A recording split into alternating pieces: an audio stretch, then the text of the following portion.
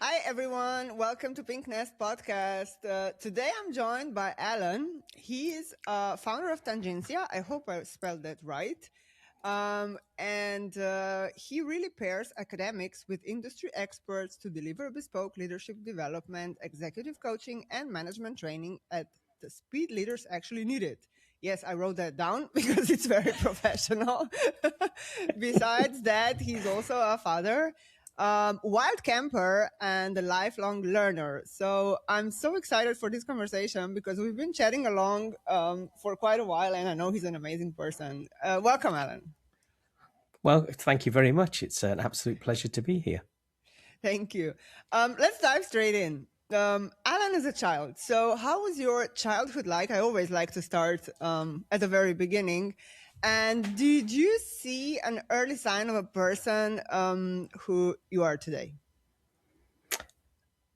Yes, is the short answer to that. I'm a child of the 70s, a very different era, as you can tell by the greyness of the hair. But parenting was much looser in the 70s and the 80s. So, what I would say is the predominant memory of childhood is leaving on a bicycle first thing in the morning. And the golden rule was you had to be home by the time the street lights came on. We had no Exactly. phone at home. Yeah, Yes. exactly that. No phone from home. So you got on your bicycle, you went off, and you dealt with your day. And you interacted with adults, strangers, all of the time. So people watering their gardens would refill your water bottle. If you got a puncture, some chap might just come out of his garage and help you fix it, etc., etc. And we roamed. We roamed freely for miles. Sort of anything really within a 30-mile radius of home was accessible on a bicycle. We did an inordinate number of miles on bike, and we wild camped a lot. We swam in canals and the likes. Now, when I think about that for my children, it gives me cold shivers. But at the time, you existed in a completely different way. You didn't exist around television. Obviously, there was no internet or the like. So it was a very different experience. Now, I'm not going to be one of these 50 somethings who said it was a better life, because in many ways it was not, but it was the life that I had. And today, there are many things children have lost, but there are also many things that children have gained. It's true. I can definitely relate with everything. I guess we must be some similar age because I can relate to everything that you've said. And yeah, it was definitely not it. And I'm not going to say better either, but it was definitely different and in many good ways as well. So let's put it like this. I think it's a fair comparison to the childhood today. So you're working with Lego bricks, and this is something maybe our listeners will not know what it is about. Do walk us a little bit around the Lego serious play and Lego everything that you do, and where do you think this hunger for learning and connecting big ideas that you do now showed up? Well, Lego has been a lifelong thing. I'm not one of these adult fans of Lego who build sets and the likes. I do use it for work as an adult, and I do play with it with my young children. I've got a 7-year-old and a 4-year-old.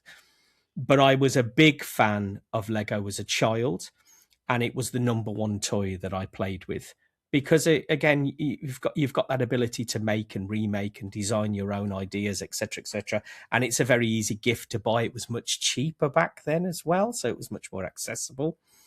But it carried through because around 20 years ago now, a couple of professors in Billund in Denmark, which is the home of Lego, they came up with this idea for Lego Serious Play. And it was all about trying to create real time strategies through using 3D modeling, because we are a three-dimensional being after all. And what they found was if you put somebody into an MRI scanner in real time, if they were filling out post-it notes, etc., you would see little parts of the brain illuminated. But as soon as they started to model in Lego, or in any three-dimensional form, really, you'll see both hemispheres really glowing.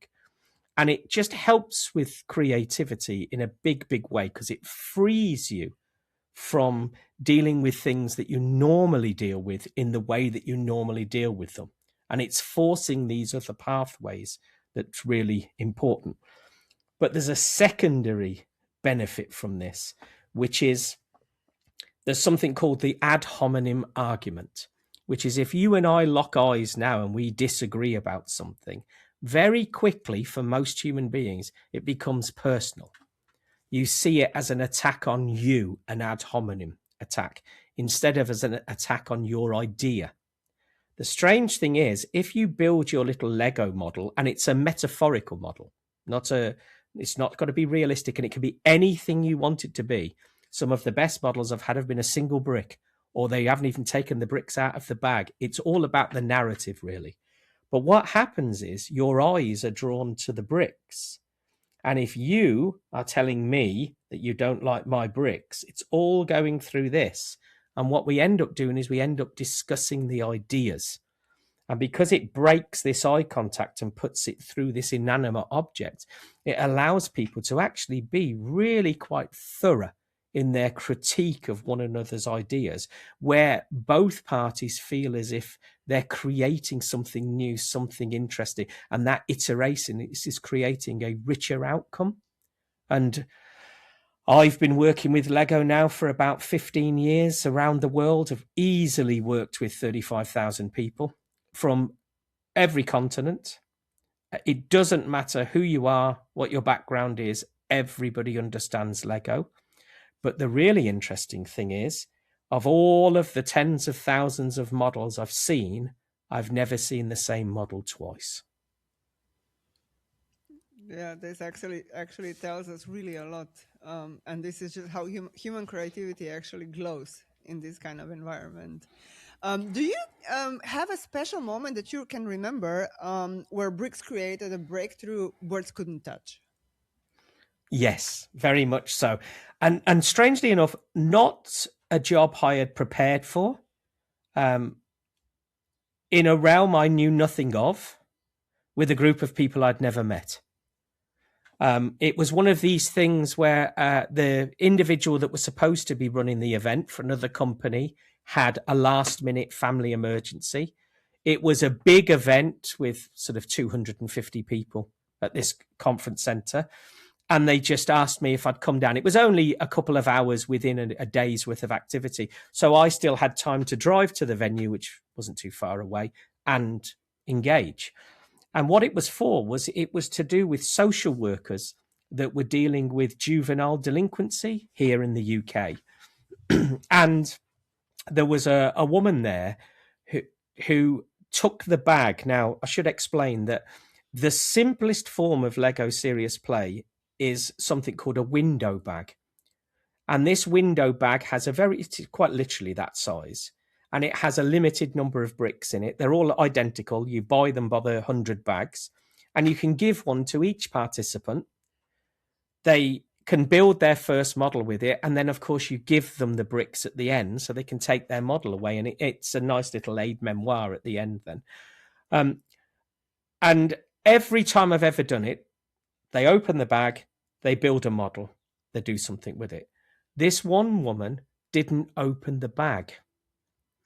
And when I asked for people to stand up and speak, she stood up and she just held the bag aloft and she gave the most interesting, the most enlightening narrative on how juvenile delinquency was not based upon a model, but it was based upon a whole load of disparate and fractured lived experiences and inherited trauma and all of the things we now know can be proven and are supported by empirical evidence, and that essentially every single child that she had dealt with was unique, and if you just followed the processes and procedures, you served none of them. And to this day, that stayed with me as a fundamental change in my thinking, because I had never heard of generational trauma before then, and we now know it to be a fact. Yeah, true. Very true. Let's now talk a little bit or touch your work with Tangencia. So what do you do? How did you actually move from academia, where you stayed before, into the industry, creating the company, and what gap were you trying to fill or solve? So I had a very interesting academic career in that I had taught for several years, and then I had run various courses, course directorship, as they call it, for various master's courses. And then a new innovation lab was created at the university, and I was asked to join that. And my job just became then all about traveling the world, looking at what was going on in education, what was going on in industry, and looking at how university could better serve that. Strangely enough, it's where I first started with the Lego. But what it meant was my role became very much one of a consultant, even though I was employed within academe. So you would travel out, you would visit other universities, you would visit industry partners, you would work with social groups, with governments, NGOs, etc., etc. And you would essentially go out and deliver whatever it was that they wanted using new and interesting ways of engagement. But you would also train the trainer and various other elements. Now, these things coalesced really into I was getting more offers to perform consultancy than I could cope with outside of the day job. And then this lab, which was it was only supposed to run for 3 years, and it ended up running for 7 years. And when the lab closed, I then took on another role within the university running a school in mechanical engineering and dealing with their marketing and comms, which meant now I had a real job again, a full-time job, but I still had all these requests to do consultancy. And I just got to a point where I thought, actually, what I want to do is I want to still be out in the world trying to help people add value to their organizations by making the people within the organization feel more valuable.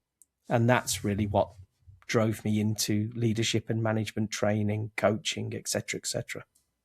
Yeah, it's an interesting path, and I think also a very valuable one because academics surely gives you a really interesting background and knowledge to work with.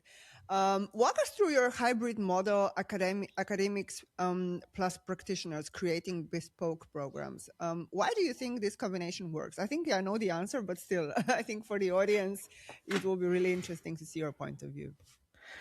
So I'll have to caveat it in that I do not want to insult any of my academic colleagues, but uh, much of the work I did around theory never went anywhere beyond theory. And I used to sit down with many an academic who had a fantastic idea that there's then well researched, had shown that their hypothesis was true. A paper was written, and that was it. And it would sit on a dusty digital shelf somewhere to be read by the 12 other academics whose paper they had read. And I used to think, this is a real missed opportunity here because what you found is of value and businesses should be made aware of it. And you can't expect businesses to be reading research papers. It's not their domain. So what I did really was I wanted the Venn diagram where I wanted the research and the practice, and I wanted them to cross over. So what I did when I started up Tangencia was I recruited a whole host of academics, and they come in on a need basis that every time we win a contract, I have this pool of academics and I bring them in together with the company. We co-design the learning experience. We don't do off the shelf. We only do bespoke so that we're delivering exactly what you need, not just what everybody else is. And then you get an academic who is an expert in your field to deliver the content for your company. And then, of course, what are they doing? They're going back into academe and they're using that to help them further strengthen their hypothesis.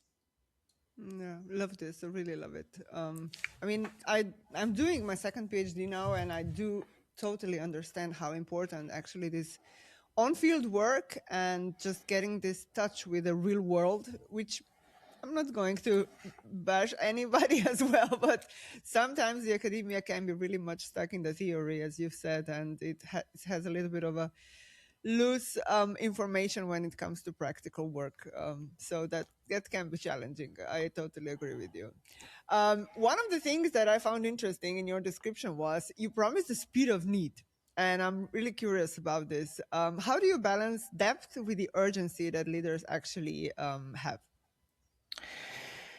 So, I mean, that's a continuous challenge. I mean, that's your project management challenge, really, isn't it? You've got quality, you've got speed, and you've got cost, and you can only ever have two of those. Now, we could go into an entire discussion around frugal innovation, etc., which actually attempts to deliver three.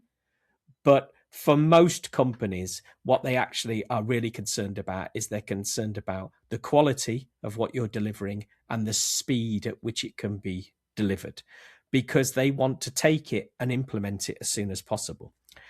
What tends to happen with academe is it tends to be more about quality and cost, because they, and now business still has the cost, but they tend to allocate a training budget and you know what you're going to be able to deliver. Where often in academe, they're struggling for research funds, or they don't have any research funds often and they're doing it in their spare time.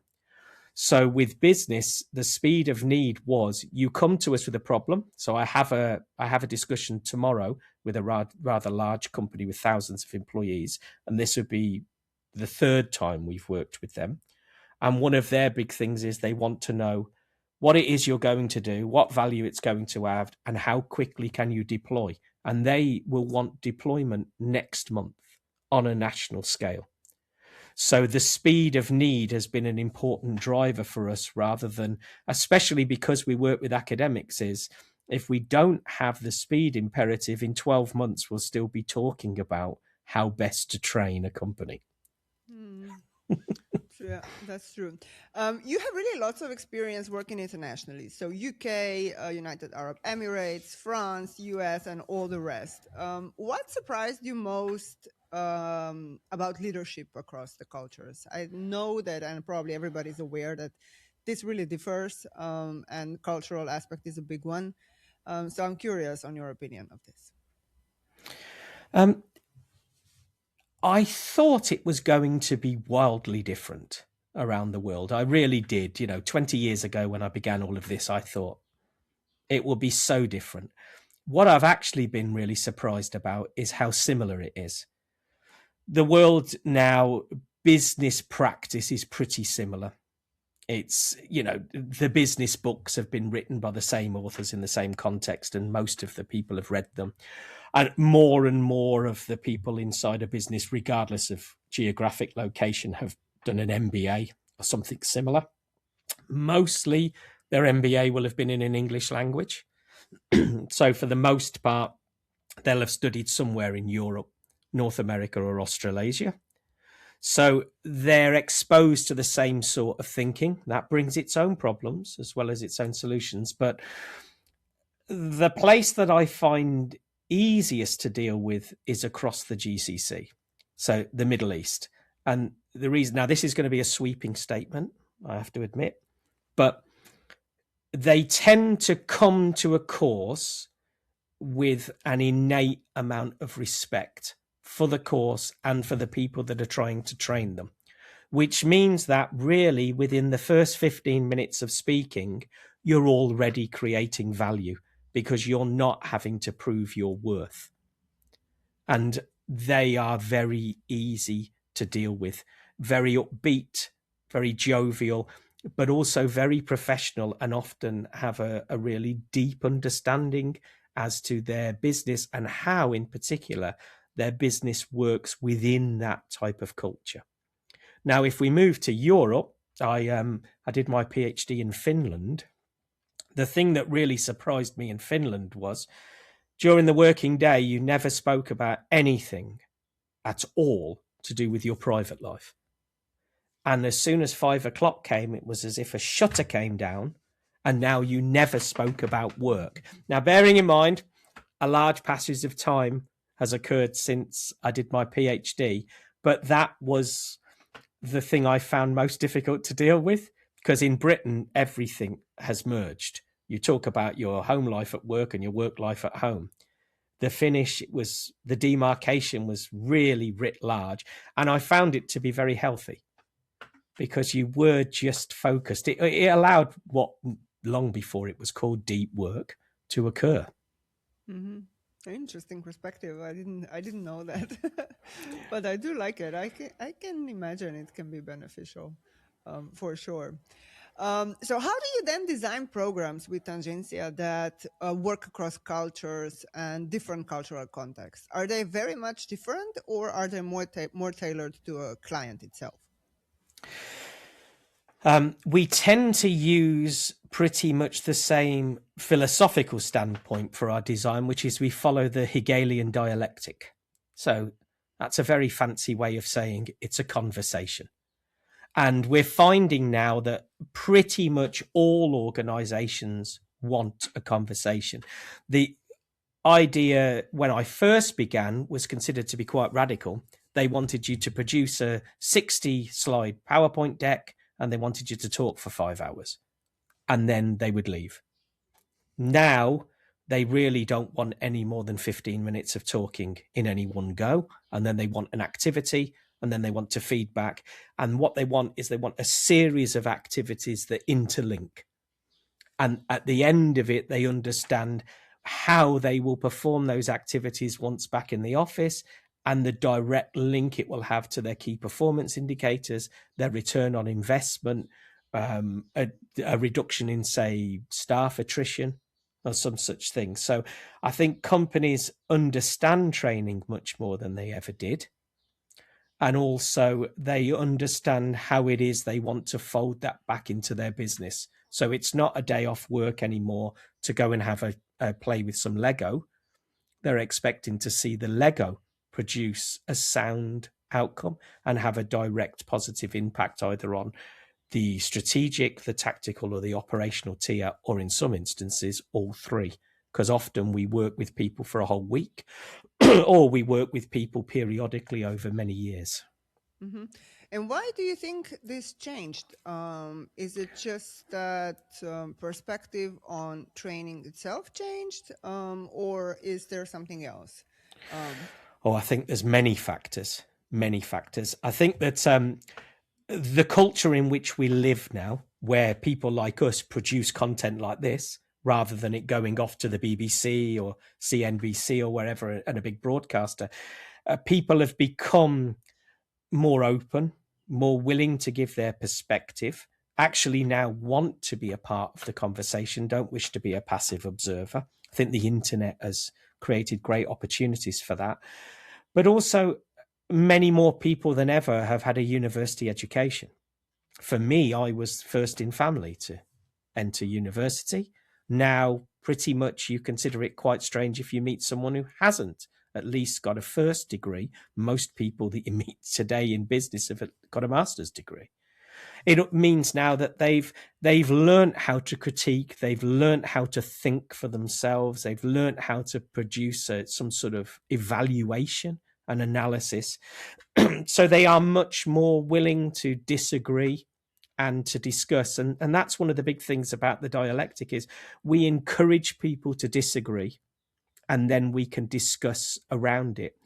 That really is strengthened by the fact that it's all academics or people that have come directly from business. So they're not presenting a set PowerPoint deck. We don't use PowerPoint anyway, but we're not producing a PowerPoint deck where they're reading from the slides. What they're doing is they're giving you a starter for 10 and then everything is an open dialogue.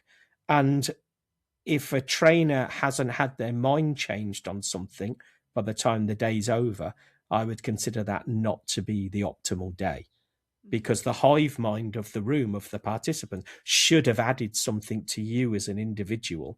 You should have learned something from it that then, of course, you fold into your next offering. Yeah, great perspective. I like that. Now let's get a little bit away from work and touch the private sphere. Father of two, wild camper, cyclist, and avid reader. How does this match with the work? And do you think that it has any comparison to how you develop leaders and do your workshops and stuff? Yes, very much so. It's an interesting thing for me with reading. I mean, when I started work, which would have been 1989, the very first thing I did with my paycheck was buy a copy of the Encyclopedia Britannica, which was essentially the internet on paper for anybody under the age of 30 listening to this. and I just found it fascinating. I think it's the problem with a comprehensive education in the UK was you tended to skim over things.